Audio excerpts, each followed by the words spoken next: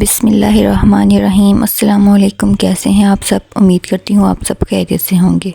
आज हाज़िर हुई हूँ एक नई वीडियो के साथ। वीडियो शुरू करने से पहले आपसे रिक्वेस्ट है, मेरी वीडियो को लाइक करें, शेयर करें, कमेंट करें और मेरे चैनल को सब्सक्राइब करें और बेल के आइकन को दबाएँ ताकि आपको हर नई आने वाली वीडियो का नोटिफिकेशन मिल सके। आज आपके साथ शेयर करूँगी कि बचे हुए कपड़े को हम किस तरह इस्तेमाल कर सकते हैं। कपड़े की डिज़ाइनिंग तो हर कोई कर लेता है, लेकिन आज मैं आपके साथ शेयर करूंगी कि आपके पास जिस तरह का भी कपड़ा हो उसको आप किस तरह यूटिलाइज़ कर सकते हैं। हम अपने कपड़ा, जितना हमारे पास कपड़ा है, उसको इस्तेमाल करते हुए कपड़े को डिज़ाइन करेंगे। ये तकरीबन मेरे पास हाफ गज़ कपड़ा है, फ्रंट से बचा हुआ, और बाकी दो इसके साथ स्ट्रिप्स हैं जो शर्ट की साइड से बची हुई हैं। अब इसी को इस्तेमाल करते हुए मैं 1.5 साल की बच्ची का एक टॉप बनाऊँगी, जिसके लिए सबसे पहले हम इसकी मेजरमेंट कर लेते हैं। इसकी लेंथ 14 इंच है और इसकी विड्थ यानी चौड़ाई 13 इंच है। हम इसके साथ जो लंबी पट्टी है एक साइड से वो उतार लेंगे। अब दूसरी पट्टी को भी उतार देते हैं। इन दोनों पट्टियों को उतारने के बाद हम इसकी मेजरमेंट करेंगे कि इनकी मेजरमेंट्स क्या है। ये देखें जी, इनकी विड्थ जो है वो 4.5 इंच है। एक पट्टी में से हम 14 इंच के 2 पट्टियाँ लेंगे जिससे हम बाजू बनाएंगे। बाजुओं की लंबाई 4.5 इंच होगी और इसकी चौड़ाई 7 इंच होगी। सबसे पहले हम अब टॉप की कटिंग करेंगे। उसकी कटिंग के लिए हम 2.5 इंच पर एक मार्क लगाएंगे, विड्थ में 2.5 इंच पर मार्क लगाएंगे और लेंथ में हम 4.5 इंच पे मार्क लगाएंगे। यानी हम आर्म होल का जो है वो मार्क लगाएंगे 4.5 इंच पर। अब स्केल की मदद से हम दोनों मार्क्स को आपस में मिला लेंगे वी की शेप देते हुए और फिर इसको कट कर लेंगे। अब हम बाजुओं को नीचे बिछाएंगे, इसके ऊपर टॉप रखेंगे, खुली साइड बाहर की तरफ रखेंगे जैसे टॉप की है और इसके ऊपर निशान लगा के कटिंग कर लेंगे।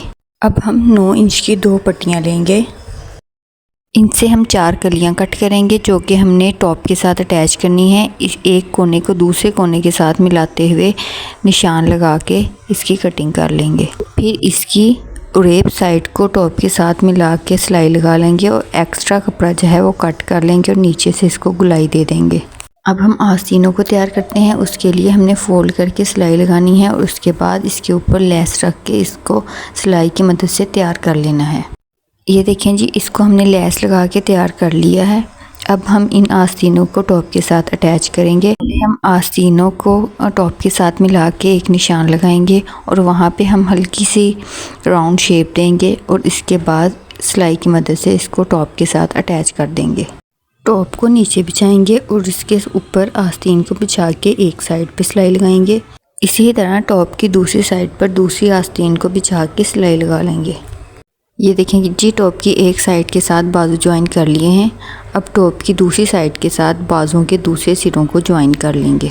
बाजू ज्वाइन हो गए हैं। अब हम इसको फोल्ड करके इसको इक्वल करेंगे। उसके बाद हम गले को हल्की सी राउंड शेप देंगे। आस्तीन और कलियां बनाने के बाद बाकी जो स्ट्रिप बची है अब हम उसको यूटिलाइज़ करेंगे। उसकी हम फ्रिल बनाएंगे। फ्रिल बनाने के लिए उस स्ट्रिप को हम 2 पार्ट्स में डिवाइड करेंगे। डिवाइड करने के बाद उसकी एक साइड पे हम सिलाई लगाएंगे, फिनिशिंग देंगे और दूसरी साइड पर हम डबल सिलाई लगाएंगे चुनर्स डालने के लिए। ये देखिए जी, दोनों पट्टियों को हमने रेडी कर लिया है। एक साइड पे हमने डबल सिलाई लगाई है। सिलाई लगाने के लिए हमने बखिया बड़ा कर लिया है। अब दोनों धागों को इकट्ठा खींचते हुए हम चुनर्स डालेंगे।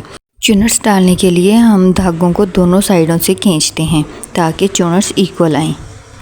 दोनों फ्रिल्स को हमने टॉप के साथ जोड़ लिया है। अब फ्रिल के साथ साथ हम लेस को रखते हुए सिलाई की मदद से जोड़ लेंगे।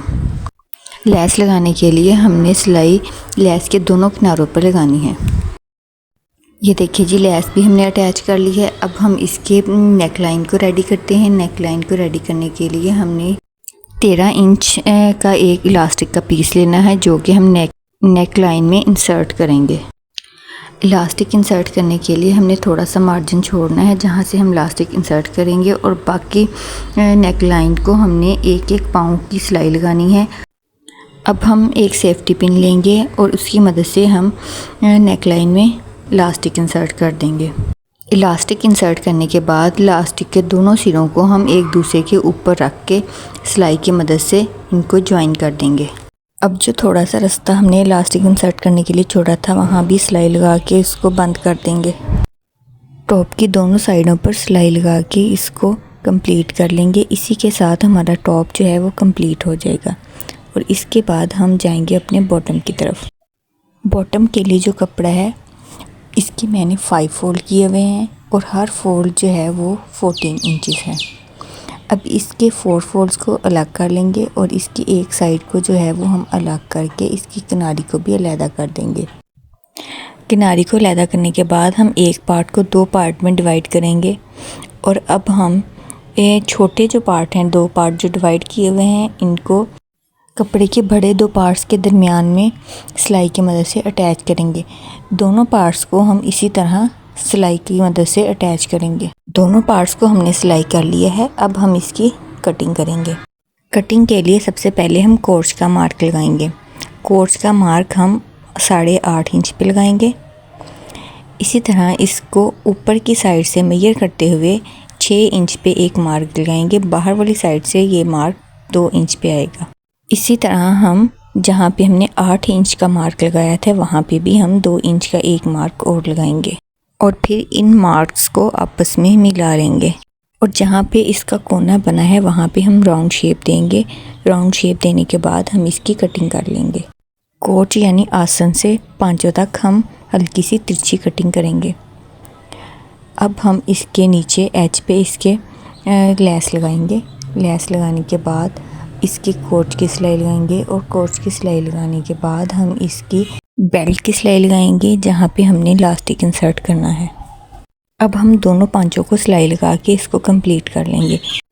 ये देखिए जी, टॉप और बॉटम रेडी हो गया है। ये बहुत इजी है बच्चों के पहनने के लिए भी और सिलाई के लिहाज से भी बहुत इजी है।